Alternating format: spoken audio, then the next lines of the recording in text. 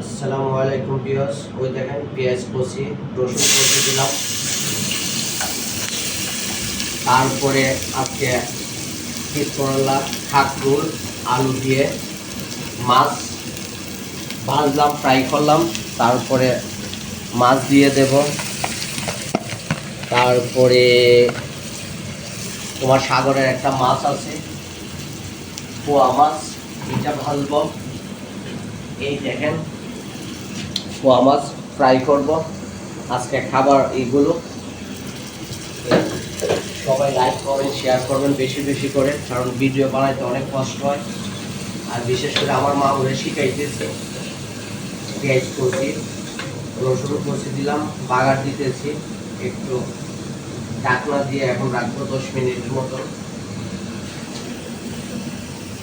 ঢাকনা দিয়ে দিলাম। আর মামু তো দেশ তুলে এসে নতুন 4-5 দিন হয়েছে, এটার জন্য মামুরে শিখাইতেছি। মামু তো খাই দিবা আলাদা ফাঁক করে।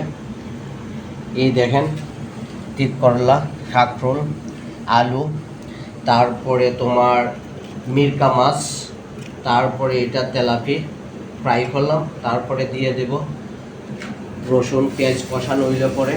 সবাই লাইক কমেন্ট শেয়ার করবেন বেশি বেশি করে, যাতে ভিডিও আপনাদের মাঝে প্রতিদিন 2-3টা করে দিতে পারি।